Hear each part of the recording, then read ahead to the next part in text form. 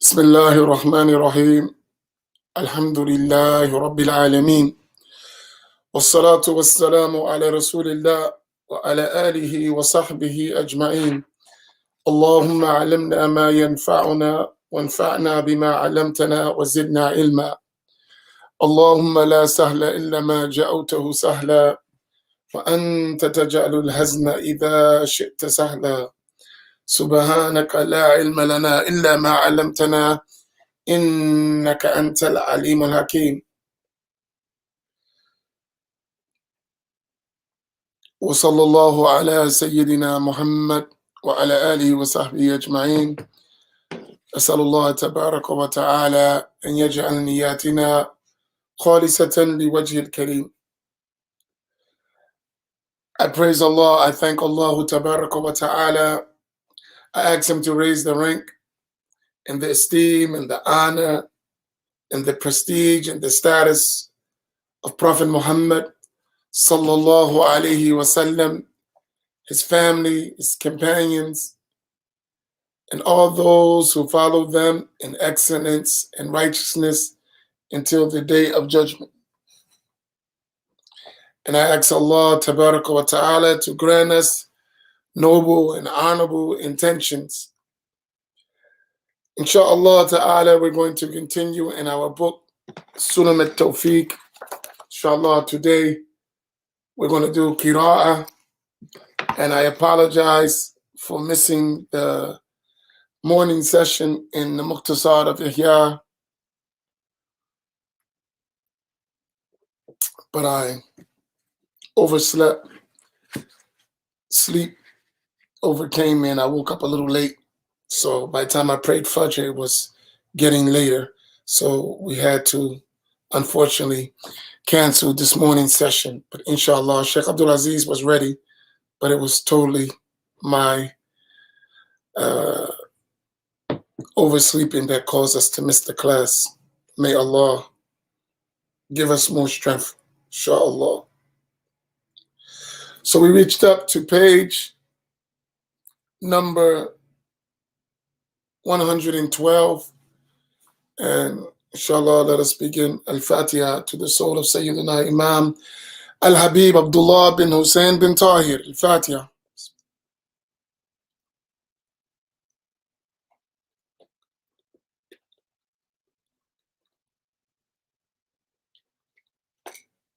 Now let's begin, inshallah. Bismillah ar-Rahman ar-Rahim. Alhamdulillahi Rabbil Alameen. Wassalatu wassalamu ala Rasulillah. The author, may Allah Ta'ala have mercy on him, said, the hands. The sins of the hands include being short in measuring. About the sins, as a review, we talked about the different charges and responsibilities that we have with our organs. So Al-Habib Abdullah radiallahu ta'ala anhu, he divided those sins as they relate to the limbs and the organs. And we talked about the sins of the ear, the sins of the tongue, and the sins of the heart. And now the sins of the eye. And we reached up, alhamdulillah, the sins of the stomach. And we reached up to the sins of al-yad. Now, the hand. The sins of the hands include, number 1, being short in measuring volumes, weights, and lengths, i.e., measuring them fraudulently. Yeah, so here, even when one goes to the market, one should be ensured that what one is buying is the proper amount to be buying. If one is weighing in food, one should be sure that the proper measurement is given. Now, number 2, theft. There is a prescribed punishment had if he steals the equivalent of 1/4 of a dinar from its secured location. The punishment is amputating his right hand, then the left foot if he repeats, then the left hand, then the right foot. Stealing is well known in our religion, something that is ma'lum min ad-din bid-darura, something necessarily known in the religion that is unlawful. Now, The sins of the hands include number 3, plundering. And that is to take money from someone else unrightfully, right? And that is openly. You don't hide doing it. Like stealing, you conceal it being done. Here, this is taking the money openly, uh, uh, taking someone's money, right? Even if you don't use force to do it. So you don't have to forcefully like rob someone, but to take money or take property openly, this is haram. Mm. Number 4. Meaning it's not yours, so you don't have the right to take it. Like Number I'll 4. give you an example. Someone was telling me they were at a what do you call those places? Like a Goodwill type of place. And someone put a brand new TV there, brand new in the box. And that person was like, it's a brand new TV. You could have just took it. I said, and if someone would have taken that, that would have been haram. So it was open. You didn't have to steal it. You didn't have to sneak. You could just grab it and put it in your car. But this is haram because what? It's someone else's property. They didn't authorize you to take it. Even though it's openly, you're not hiding. It's haram to take it. It's not yours. Mm. And it wasn't a lost item, right? Because you obviously it was put there to benefit uh, that place or the people that that place serves. Now, Number 4. Wrongfully taking rights or property through force. so the opposite of ghasab is not this way; is to take it by force. So even another way is what you should be careful of. You're renting a place, especially in these times, and you don't pay your landlord, and the landlord wants you out, and you use the courts unlawfully to stay in the place for extended periods of time without paying the person, right? For living in their property. The prayers that are there in that place, though valid, they lose the reward because one is taking that property by force by using the government and others to take someone's and use someone's property in a way that they won't have you do it. Mm, Number 5. Tax collection. mm. Which is from the side of the government or the ruler, which is haram. Mm, Number 6. Stealing from the spoils of war. mm. Now, go ahead. Number 7. Number 7. Killing without right. There is an unconditional expiation for it, i.e., in deliberate, accidental, and quasi accidental killings. It Mm. is freeing an unblemished Muslim slave. If unable, one consecutively fasts for 2 months. When the killing is deliberate, there is a reciprocal punishment, qisas, i.e., the killer is killed, unless an inheritor foregoes it for blood money, al or for free. When the killing is accidental and quasi accidental, there is blood money. It is 100 camels for killing a free Muslim male and half of that for a free Muslim female. The qualities of the blood money depend upon the killing. They, An unjust killing is among the highest sins. It is counted as the second highest sin after al kufr, meaning shirk billah, worshipping other than Allah. So after that, killing, unjust killing, is among the highest of the sins. Now, the sins of the hands include number 8, striking without right. meaning hitting someone, beating someone unjustly. This is unlawful. Mm. Number 9, taking bribes unconditionally. I'll tell you a funny story. The bribe. This happens a lot, especially overseas. For everything you want to do, someone is trying to take some extra money. So I was in Syria, and they detained me, and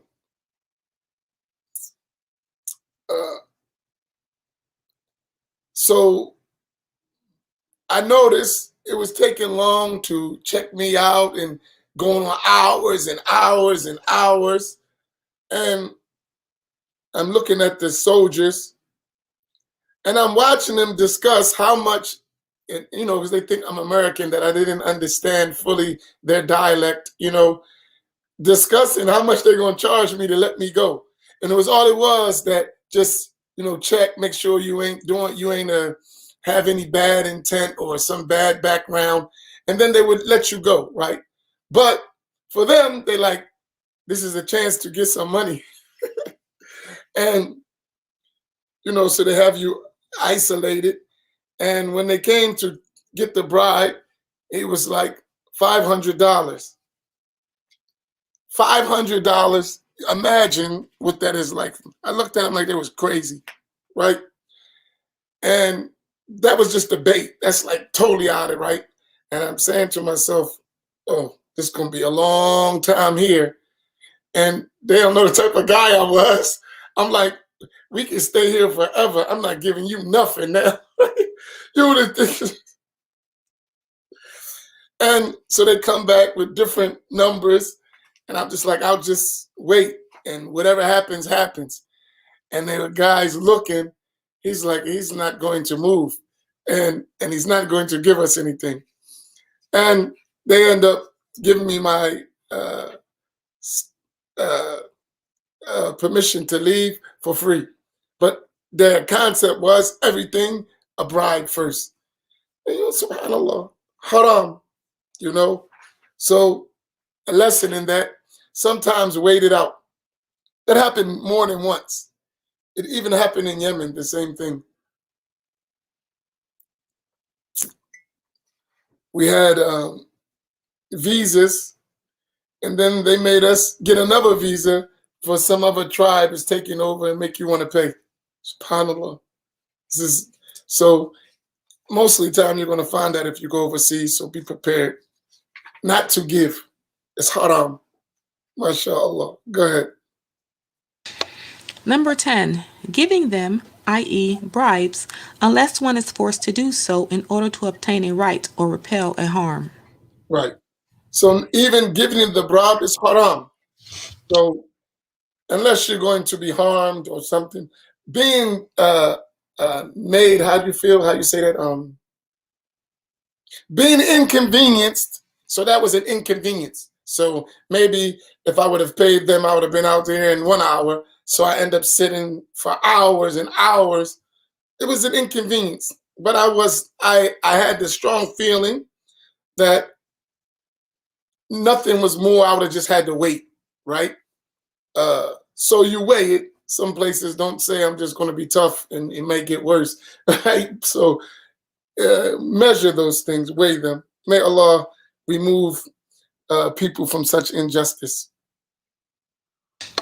And even to acquire a benefit, I can tell you a lot of these stories. Before I knew these rules, this was the way to get whatever you want. You always know someone is looking for a bride all the time. So you could use that to get what you want, which is haram too. So be careful of these things. Number 11, burning a living animal unless it is aggressive, and that is the only way to repel it. Number 12, mutilating an animal, i.e., torturing it by cutting it while alive or the like.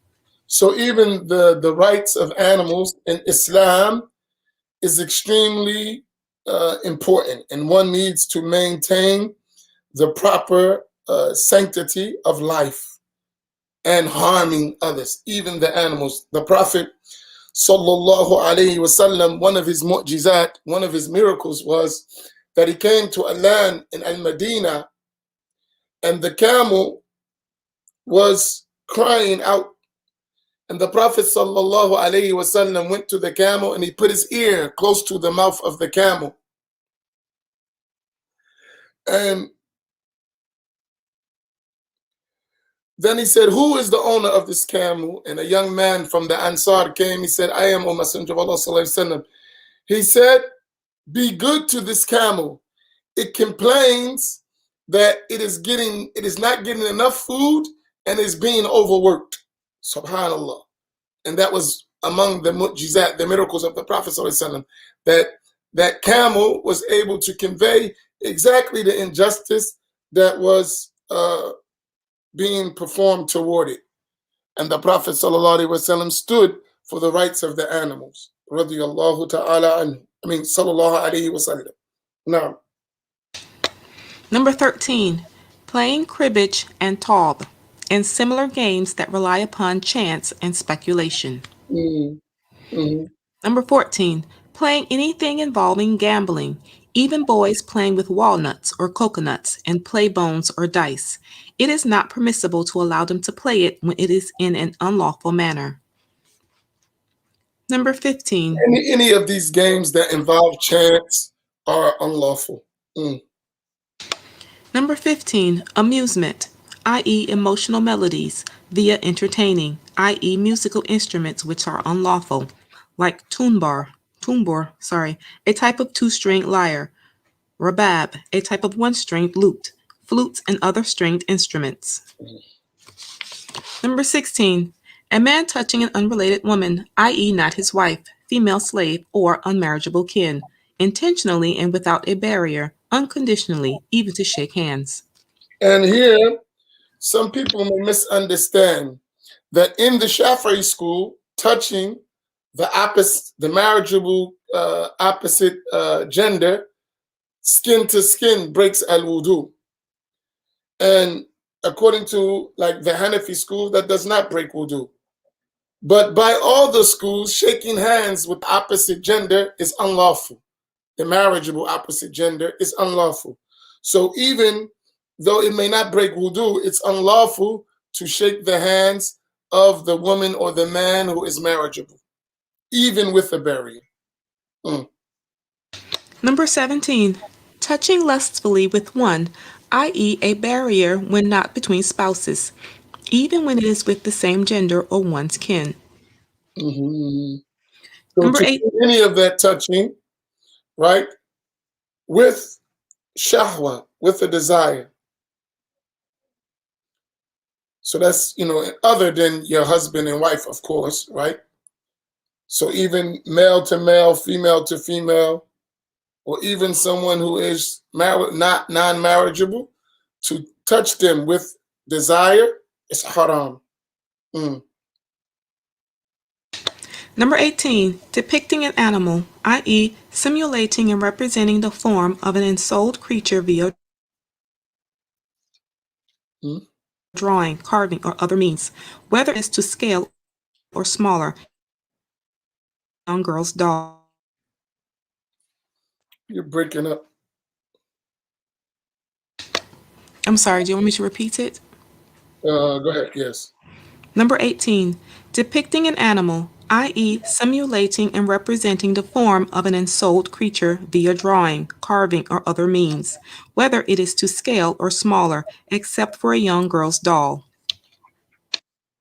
Mm. Number 19, withholding zakat or part of it after it becomes due and one is able to pay it, or extracting what does not fulfill the requisite conditions, or giving it to someone who does not deserve it, like spending it in building mosque, for this is unlawful and does not fulfill. Here, to avoid paying zakat or some of it when the time is due. So one has this wealth over 1 year, one is over a nisab, the amount that needs to be paid, right? You have the ability to give it and then you hold it back. Or you give what is not permissible to give, or you give it to people or to things that do not deserve it. Because as zakat, there are 8 categories, which we talked about when we were in the book of zakat. Among the things that we cannot spend as zakat is for building masajid, for instance. The masjid can't be built with zakat money, or that money can't be given to take care of the mosque. Not zakat money. That's money of sadaqah. So volunteer money you give.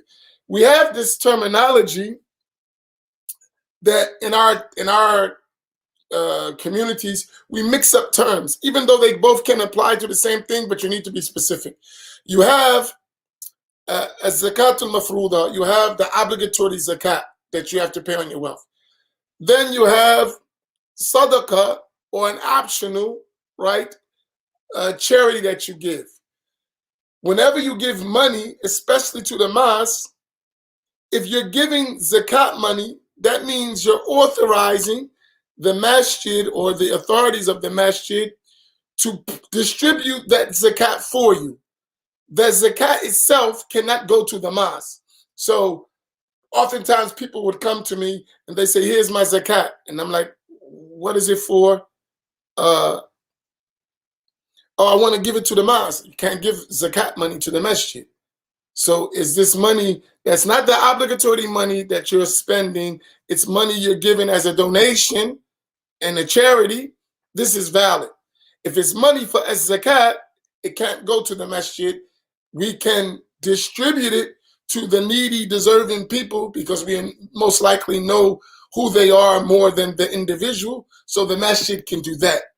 And while we're speaking about this issue, it is an important thing that the masjid serves the community. And usually, especially in the inner cities, you have a lot of deserving recipients of zakat.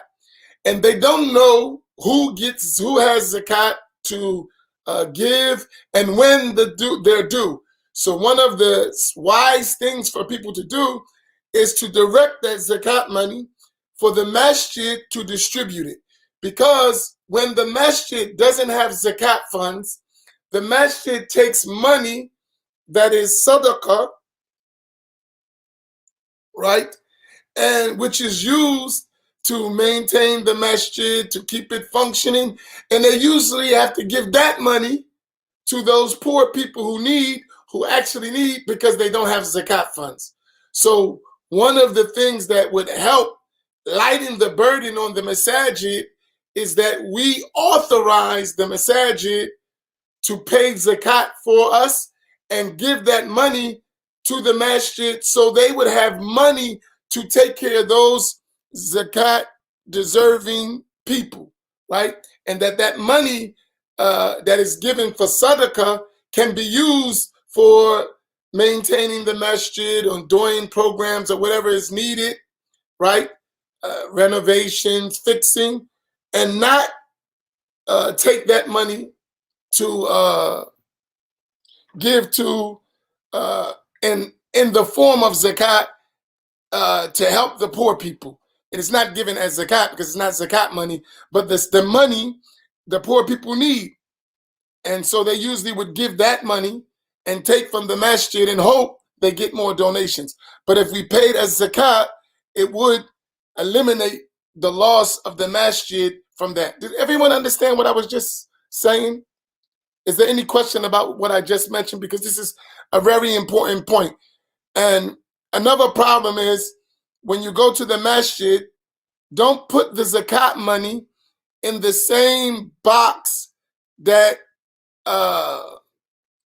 money that's being collected as sadaqah. Don't mix the money because they won't know, right? Okay, you put your zakat money in that box and it's the obligatory zakat. That money's going to go somewhere else, not to, because they don't know. So when you ever give as zakat, give it. Sometimes some masajid have a box that says zakat only, right? So that money is the obligatory zakat. Best way to do it is go to whoever's responsible for collecting that money, imam or whoever they got to do that, and say, this is my zakat money. I authorize you to pay it on my behalf.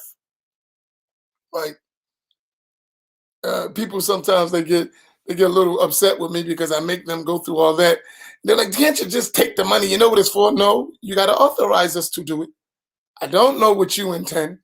If this is your zakat money, then you are responsible. So in order for us to take that responsibility, you got to authorize us to do it, right? And we have to accept, right, that authorization.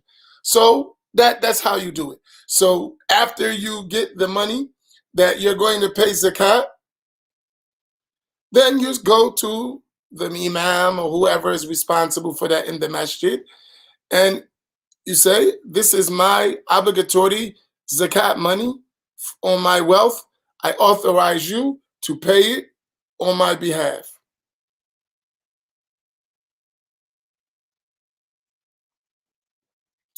And separate that from money you give, just you give your $5 or $20 or whatever, $100 that you give for sadaqah.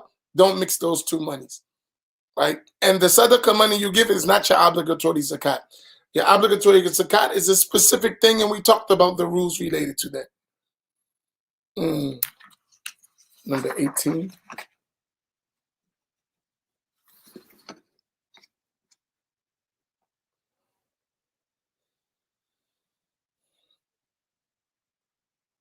This is physically drawing, number 18, drawing statues and paintings of living animals in a way that they could live, right? So the full form in which that animal could be living or that human could be living is haram, to draw that or to depict it. That's what is meant from 18. There is a different of opinion among the scholars as for photographs, because it has different ruling. And that's details. Maybe one day we'll discuss it later when we go over it. Now, Number 20, withholding an employee's wages. in other words, when someone finishes their work, you should pay them. You don't delay paying people. When it's time, they did their work, they completed, you pay them. So you cannot unlawfully withhold someone's wages. Now, Number 21, withholding something from someone whose life is protected in dire need that would alleviate his hunger, i.e., what saves him from death. now, go ahead. Number 22, failing to rescue someone drowning whose life is protected without an excuse in these two, i.e., this one and the preceding one. Go ahead. Number 23, writing what is unlawful to utter. And here, we're on Facebook all the time.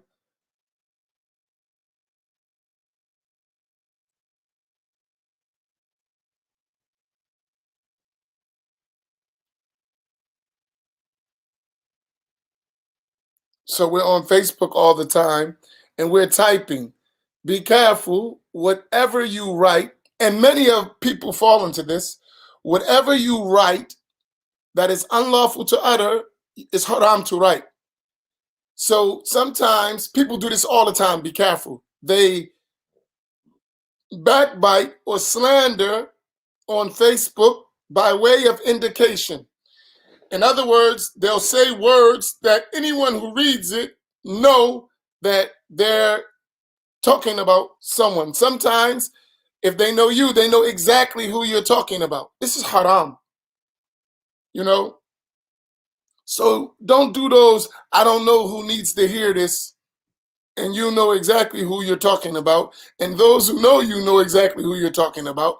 It's haram. This is slander.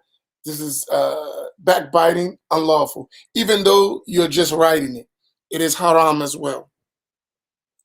Even to one time our teacher said, backbiting, even if you say it to the person, is still backbiting.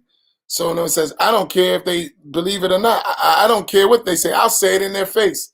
It's haram to say it or write it, whether you did it behind their back or in their face. It's still haram. You cannot do it. Number 24, deceit. It is the opposite of honesty. It includes actions, statements, and attitudes. So to betray someone after giving them a promise or or they entrust you, and then you betray that trust, this is haram. The private parts.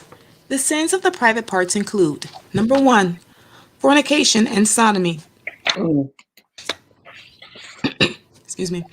The prescribed punishment for fornication for someone who has the capacity to remain chaste, muhsan, whether male or female, is being pelted with moderately sized stones until death. For others, i.e., those lacking the capacity to remain chaste, it is 100 lashings and banishment for 1 year for a free person and a half of that for a slave. The prescribed punishment for performing sodomy is the same as the prescribed punishment for fornication. They, i.e., sins of the private parts, include number 2, the perversion of bestiality, even if they are even if they are his property. The caliph punishes him however he sees fit. Number 3, self-stimulation of the private parts.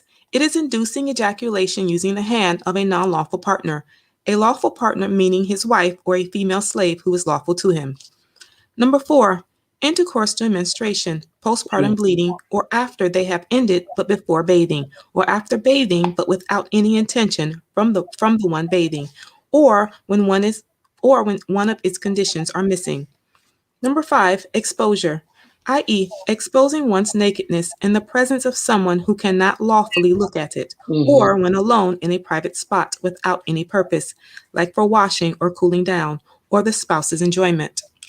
Here, one of the things one should keep in mind is taking the obligatory bath or the optional bath while being totally uncovered. You should, and it's something that many of us don't, you should have some kind of thin cloth that you use just for taking a bath or shower, right?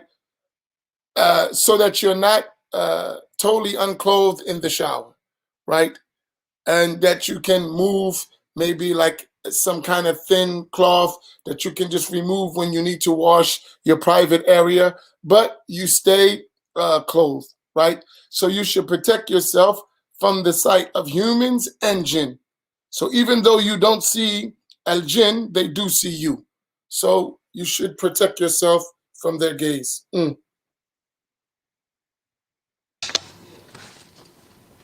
Number 6, facing the direction of prayer or turning one's back to it while urinating or defecating without using a barrier, like a wall in the direction of the prayer that conceals him, Mm. or there is a barrier, but it is further than 3 dithros, 144 centimeters or 56.7 inches away from it, or it is lower than two-thirds of a dithra in height. Excuse me. 32 centimeters The or bathrooms that 12.6. we have that are arranged for that, they are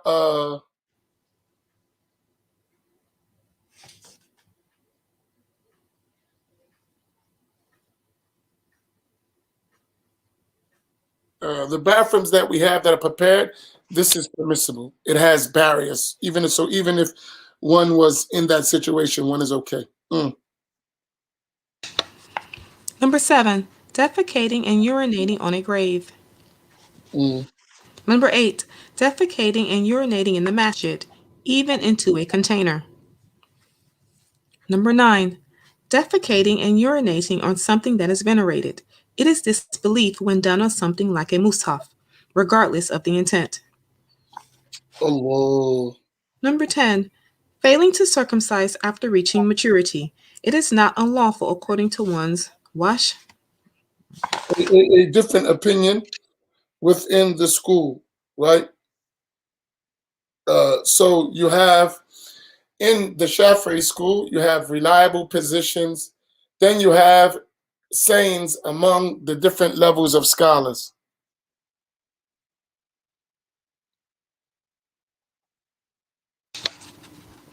We'll talk about that, inshallah.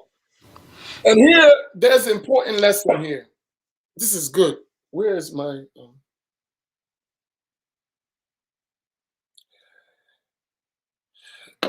It relates. Let me just deal with this right quickly. Uh, Yesterday, it was yesterday, right? Yesterday, we talked about the importance of not making religious judgments without knowledge. And we just gave an idea while uh why one needs to follow a madhab or a school of thought. And we emphasize some of it. And I think if Allah blesses us with time, because we'll finish this book and then we'll have some time, maybe a few days before the next book begins. There is some a small treatise that one of my teachers wrote. I think I want to cover that. It's unpublished, but it's very important about the importance of following qualified scholarship and how knowledge is transferred in Islam. But sometimes we think a ruling is as we understand it. And we may not realize that that understanding may be, or that ruling that we understood may be a issue of scholarly disagreement.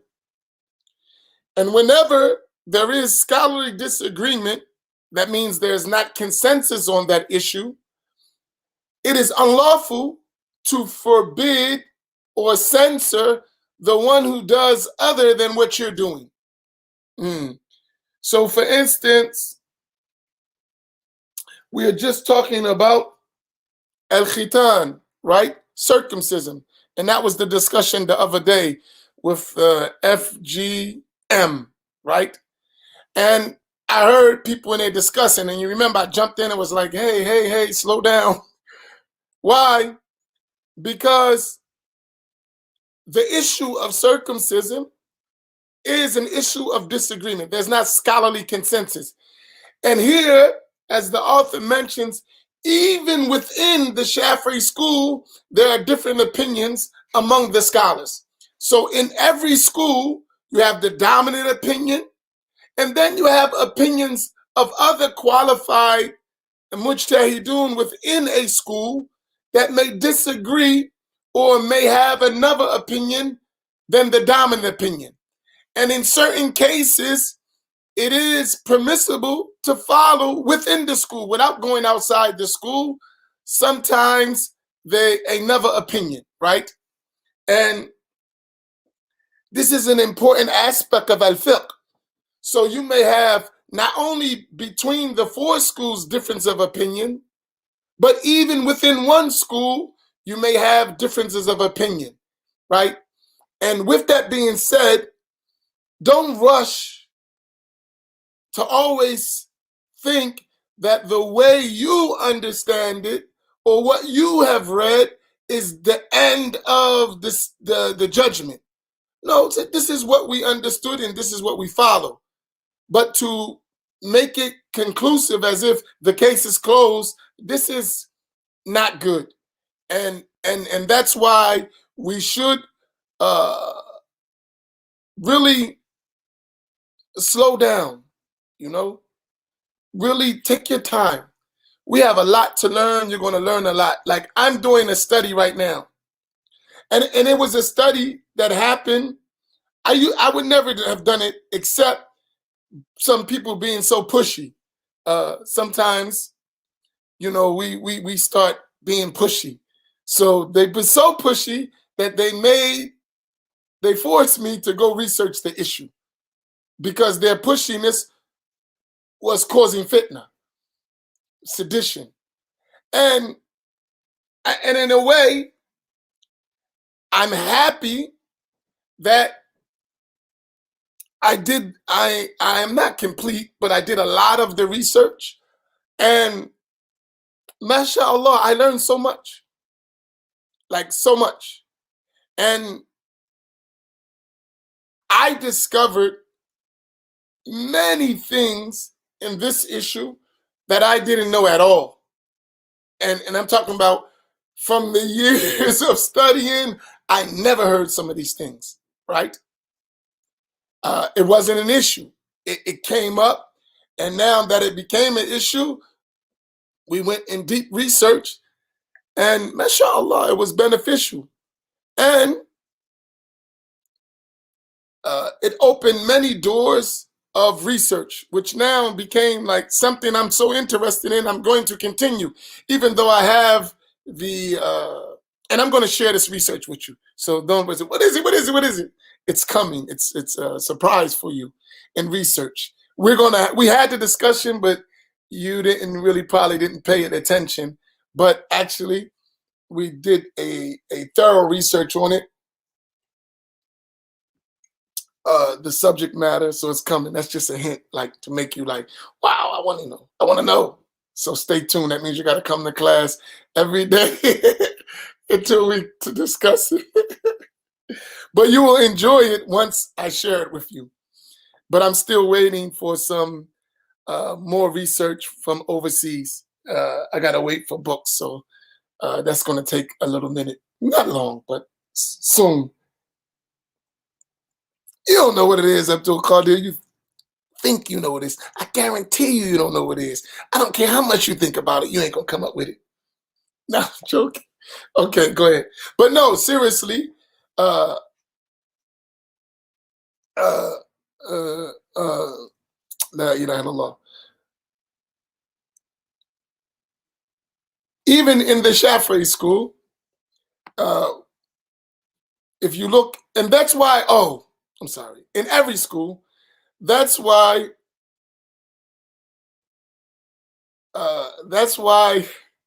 you have to learn about books of fatwa, right? So you have books of fiqh, right? Books of fiqh, like from the four madhabs, right? That's just the general rulings. And sometimes you have exceptions. But then you have books of legal verdicts. That is a whole nother aspect. Because what is those books of legal verdicts? They're taken in specific cases. And sometimes they go in a lot of details about different things. All this within one school, right? So, slow down with the fatwas. You know what I mean? Like, we have general rules, we learn them, and then when we have specific cases, we inquire about those specific cases. But in any case, we just tell the rule as it is. All of those details, we should leave it to the people of knowledge, the fuqaha or the scholars in that field. Now, and we'll talk about this in the Shafi'i school just as benefit, I'll talk about it from the Shafi'i school, but it exists in other schools as well. And you can see it by way of analogy between the schools. But that's coming, inshallah. So maybe within the few days we have after this, we can go in it. Inshallah, we're going to stop here. Uh, and I'll open up for questions and see what I can answer or that. وصلى الله على سيدنا محمد وعلى آله وصحبه أجمعين. بارك الله فيكم وجزاكم الله خيرا. If there's any questions, we'll take them, inshallah, and answer to the best we can.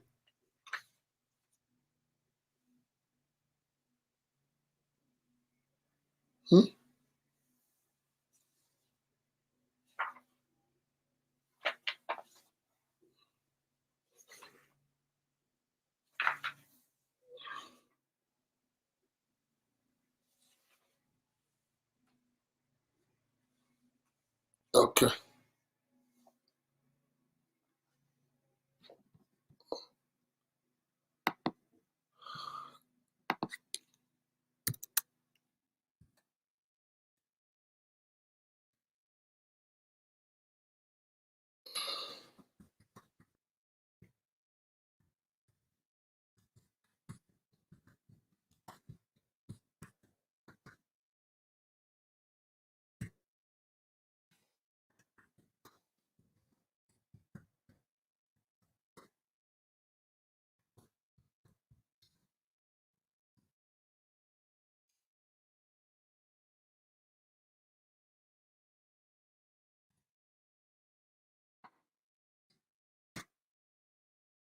Okay.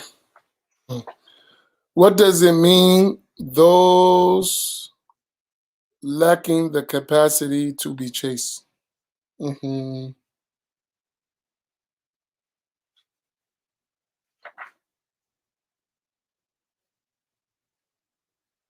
Mm-hmm.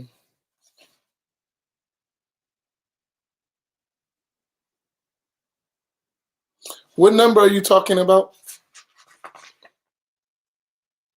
Who asked that question? Julie, what number are you talking about?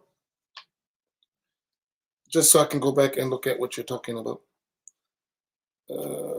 Allah.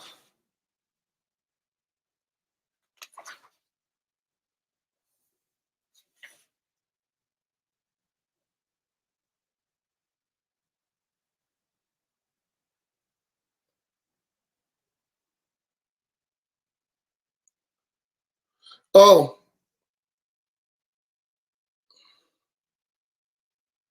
these are people who never was in an unlawful relationship.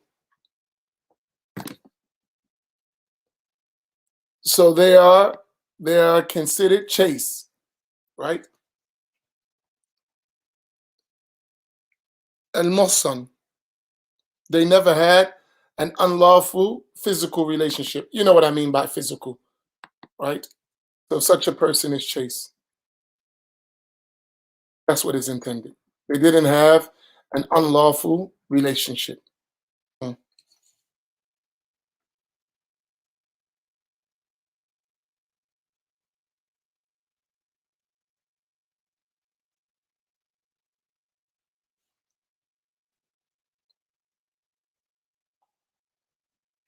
Mm.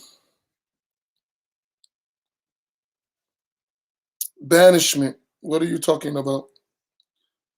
Oh, mm, no, that means outside of the city area, the area where they live, they are moved away from that area. Exiled is another word you can say. Hmm.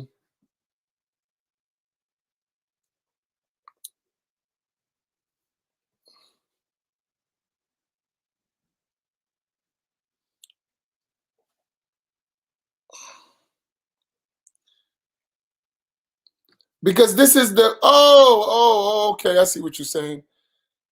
One is a punishment for fornication, and another is a punishment for adultery. So they're two different things, right?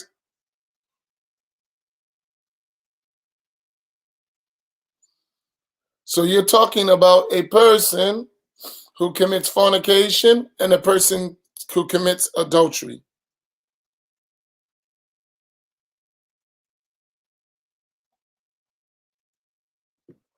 So that's for the person who committed fornication, whether they were a Muslim or not.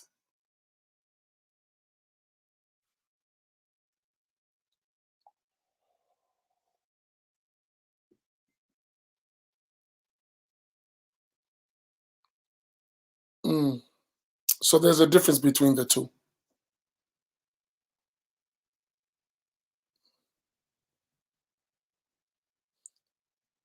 Yeah, but you still supposed to cover yourself.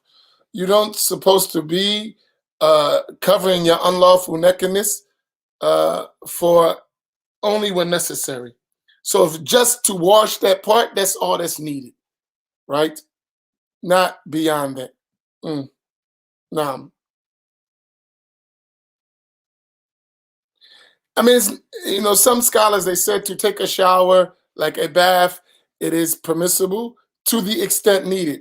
But now, to the extent needed is that you don't take a shower for 20 minutes, a half an hour, like we do, as in an hour way in practice. So, what is necessary? Because we shouldn't waste water. Because we shouldn't waste water anyway. Mm. How does one differentiate between warning others about possible spiritual abuse and talking about them, as some considers? I,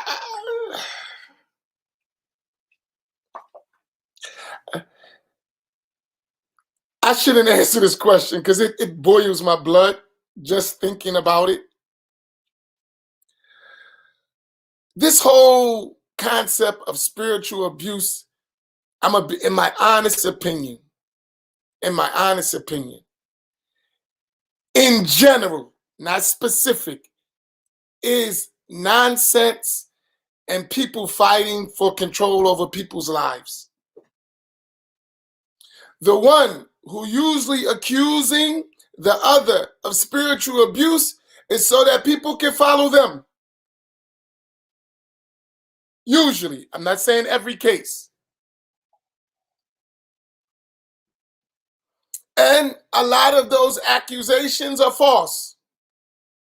I know firsthand that many people, they get next to the sheikh and they become groupies. And they know what they're doing, but when they get caught or they get themselves in a bad situation, they blame the sheikh. Then there are some sheikhs who go overboard in their dealing with their students and they exceed the limits. But most shuyukh are not like that. And this trend of, using the term spiritual abuse for their cancel culture is very dangerous. So I would consider all that stuff slander. If someone is being spiritually abused, then deal with that individual. Don't make it general for everybody, right? So if a sheikh is having inappropriate dealings with a specific, and this is usually women to men, right? Men to women, right? Then deal with that specific case. Don't make it a general case. I have no respect for that stuff because it's really, if you pay attention to who does that stuff, watch that it's a way of getting followers for themselves.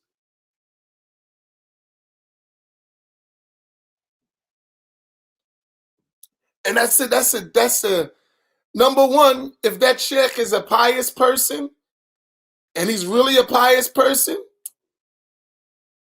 I feel sorry for the one who opposes them, right? If you don't like a specific thing, just don't do it. You don't have to bring someone down, right? Unless it's obligatory. Now, if someone is really abusing students and women, then you must warn against them. But if it's one case or two cases, you need to look into the case before you jump into that, right? I'll tell you a story that happened with a sheikh, a well-known sheikh. I won't mention his name. I'm just going to give you the story, right? He was a big sheikh, right?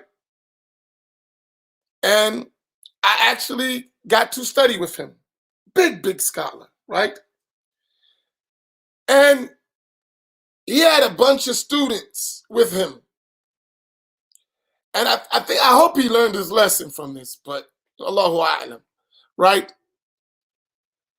So there was some young ladies, and he would have special classes with the women. And there was one who was very fond of him. But she didn't tell people she wanted to marry him. She actually told him. And he ended up marrying her without it being well known. And then when the relationship didn't go well, to cover herself, she made it as if it was spiritual abuse, right? And a big scandal went out after that. A big scandal. Oh, the sheikh is abusing. It was his wife. right? And I would say that was not the wisest thing to do. That's why I said I hope he learned from it. But because she was ashamed, she made it look like that he was abusing her. And he wasn't abusing her. She wanted, as my teacher used to say, everybody want to be with the sheikh until they be with him. Everyone wants the sheikh until they get him. And then they realize that it ain't that fantasy island that you're looking at. And so, be careful. I've seen it happen more than once. And I know myself, you got to watch yourself when you're a leader. I don't care what you are. In Islam, unfortunately now, the imam, the sheikh, become like a rock star. And there's always people presenting themselves to you. Even in front of your wives, or wife, or wives, it doesn't matter. They will, hey, I want a husband, and I want the imam, or I want the sheikh.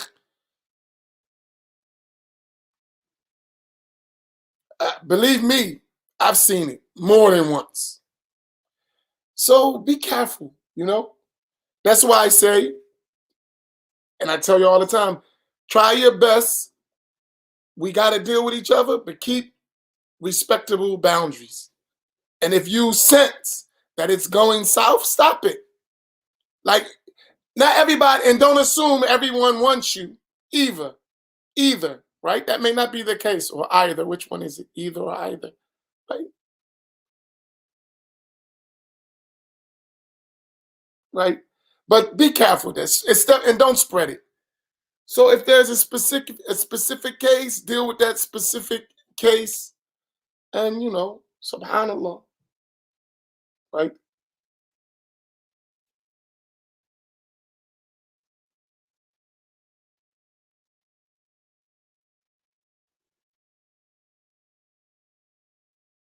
No, no, no, no, no, no, no, no. We're just talking about someone who was married, right? In a lawful marriage, and then they commit unlawful intercourse with someone else. This one is stoned. The one who uh, is not married, that one receives lashes. That's the point.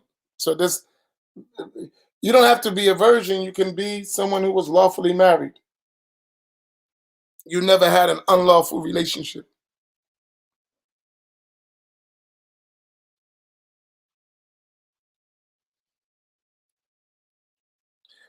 Understand this. If you misunderstand a judgment I'm giving, or when I make a statement, sometimes it's because the questions are not clear, or sometimes I'm misunderstanding you. So, right, when you say chase, that was in a lawful marriage. That's what you mean by chase. Or that person that was in a lawful marriage. They didn't have unlawful uh, uh, intercourse. Mm.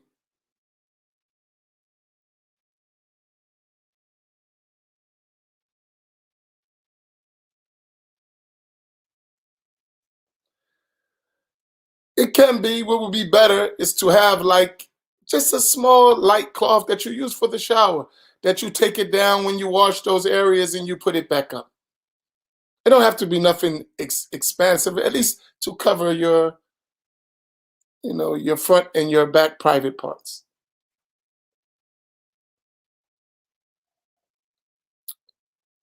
This is recommended. I'm not saying it's obligatory. So if you don't do it, just don't expose yourself for long periods of time. Mm.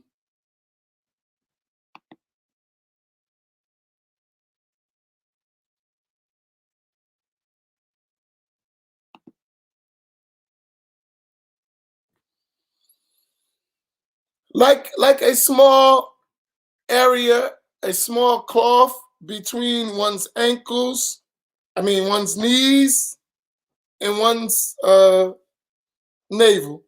So like that area, something like that.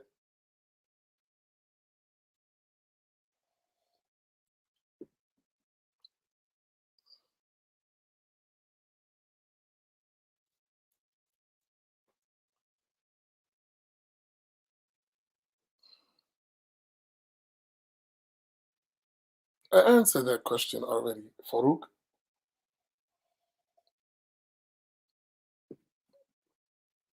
Allah,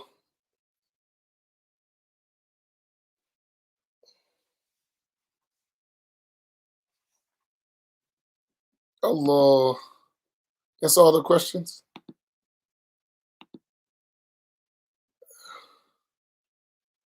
Okay. Let me ask a quick question. Uh,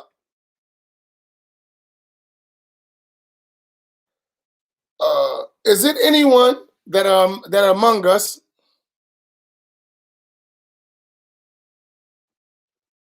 Yeah, that's it.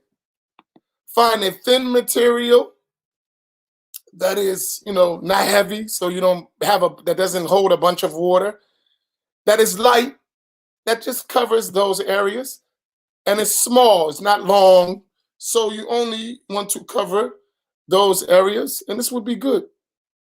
How can we get your cup, um, Sister Okaya? Where's her website? Put it up.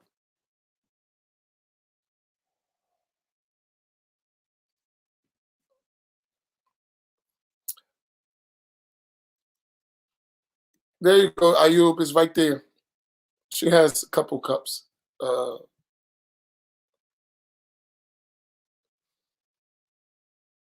Inshallah. MashaAllah. A question. So that was my question.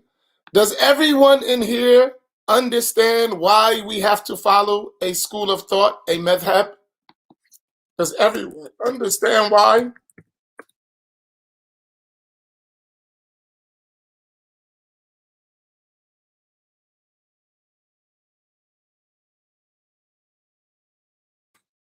And I'm just interested, in brief, in 2 or 3 lines.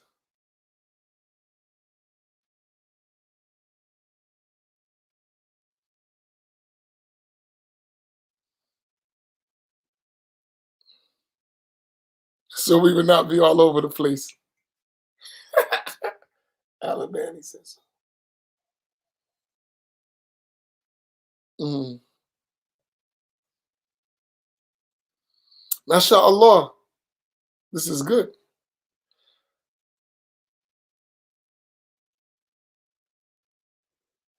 Mm.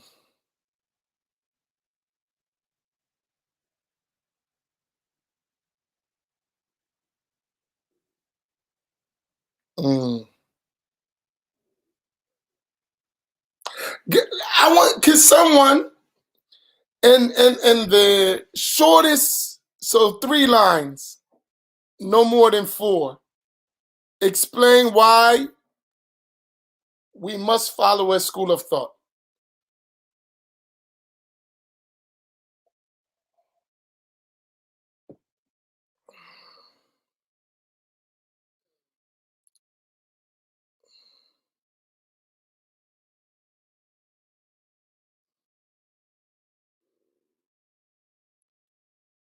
So in the shortest way, so no more than 4 lines. I'm gonna wait. I want to hear your explanations. Everyone feel free to engage. I want to hear your explanations. This is the only thing that you can't over a line. I mean, maybe one day I'll do some things, try some Zoom things. I don't know how good it works.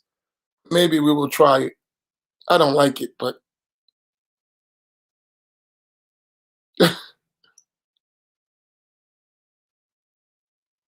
okay. I see Julie said because you would make up your own religion, we don't have the qualifications. Okay, okay. Quran and Hadith, fiqh. Mm, mm,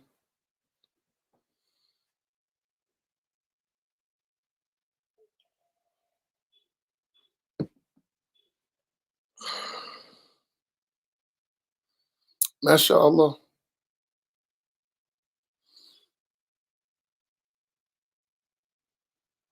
Mm,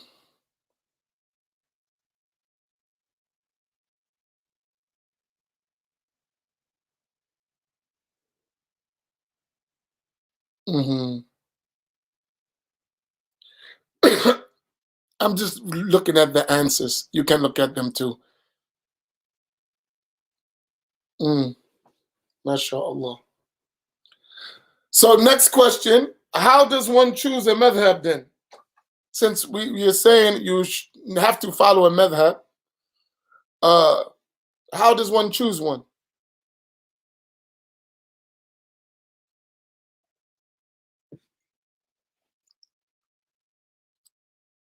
I'm only going to take a few more minutes of your time. I'm thinking for future things that I have to do. So I want to know where you're at in your understanding.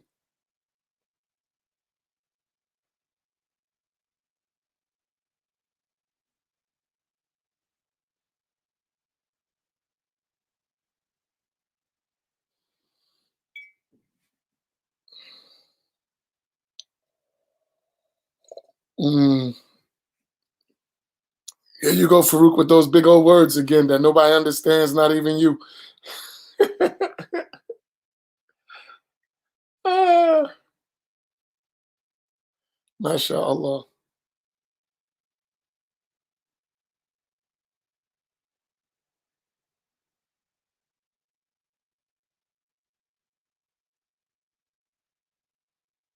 MashaAllah. Good. Good.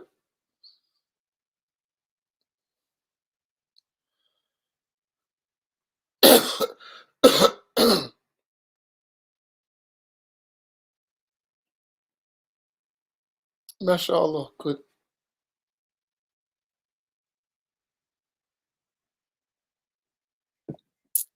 Y'all came a long way as a group. MashaAllah. May Allah reward y'all all. Don't think that, we're doing something that is truly historic. Like we're paving a way for future generations of Muslims in this country. It looks small.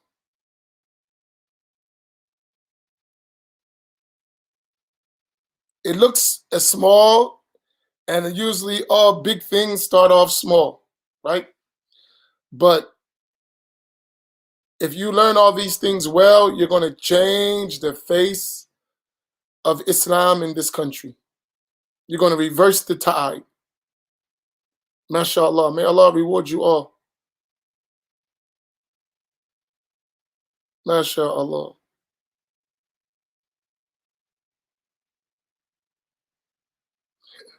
And I hope that one day the bar is raised to such an extent that these concepts, which seem sometimes new to us, become the norm, right? Uh, because these things are the norm in traditional Islamic societies. It's the norm, and we need it to be the norm in our society as well. And you play a great role in that. So may Allah reward you and keep up your work. So tonight, inshallah, at 8 o'clock, we'll continue with our nightly sessions. Yesterday, uh, I felt kind of shy to push for the session last night. I know some people didn't watch football, but I know Farouk loves football, and his team was playing, and he didn't want to miss class. So because of Farouk, we decided that it may be better to postpone.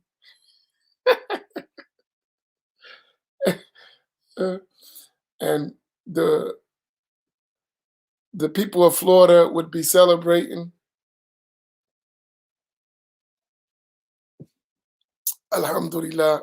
So sometimes I think about, so I figured give everyone a break. Even if you didn't watch the game, uh, I felt that I didn't want to make people make a choice. So I could have been wrong. But you know, I thought about others.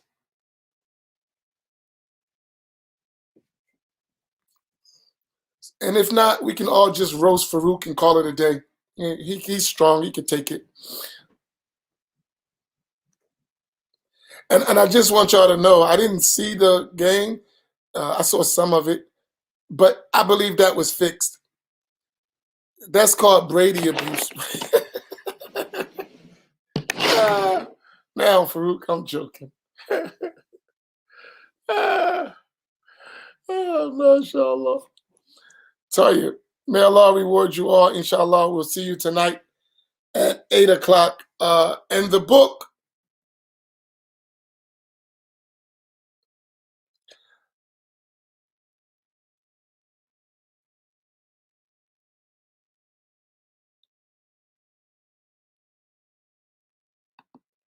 believe it or not, Isa, I don't watch sports. I used to love sports. I used to play sports, football. For somewhere along the line, I just lost total interest. And not for no reason. I'm not interested. I don't know why. You know, I'm just not interested at all. That's just me. But it's not like it's for some spiritual big shake stuff. I just lost interest. I don't know. I guess as I get older, I lose interest in a lot of things. Remember the book. Could you put the book up so that people remember the next book? Because we're getting close. We only have a few pages left.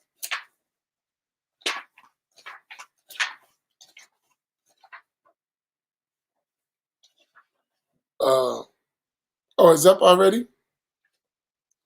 So please, for those, yeah, I'm into cycling. I can't wait till it get a little warm because I missed that. I am into riding the bikes. Yeah, I like that. I'm not doing real cycling. My brother would be insulted that you call what we do cycling, but he would be insulted by that. Uh, I just like being with the youth and having fun. I enjoy that, and I like to ride. This is the so this is the next text that we're using.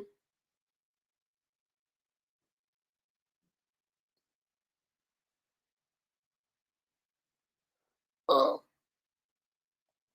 uh, so please try to get the book ahead of time because I'm going to give.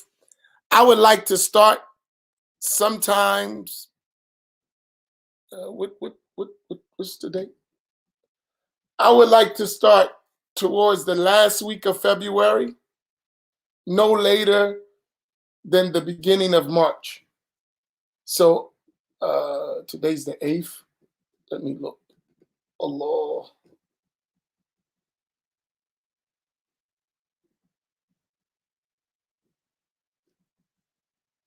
Yeah, I would like to start by at least next Sunday, inshallah. Not next Sunday, I mean the 21st, which is 2 weeks, almost roughly 2 weeks from now. So that is my intention to at least start by the 21st.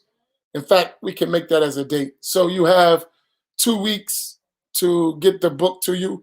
And this is going to be a detailed explanation. So the books come through the U.S. Postal Office, U.S. Postal. We don't use, I guess you could request FedEx, but I'm not sure. But we use the post office. But if you requested FedEx, just send it to info. I guess that could be arranged. It can be arranged. Just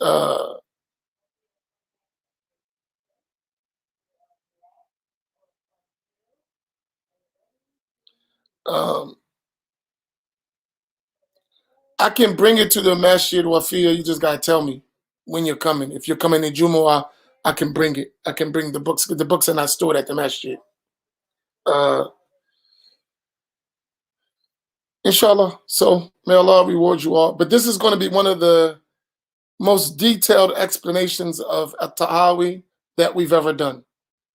So we're going to be working in this text probably for the minimum of the next 3 months because of what I have to explain. Inshallah. Okay, barakallahu bikum. May Allah reward you all.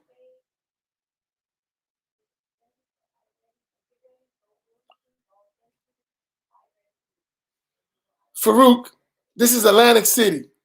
It's a shore town. It's right on the ocean. Of course they have a beach. Stop messing with you. Ah.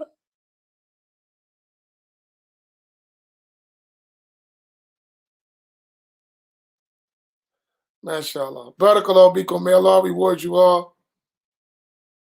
Assalamu alaikum wa rahmatullah. Inshallah, we'll see you tonight. Assalamu alaikum.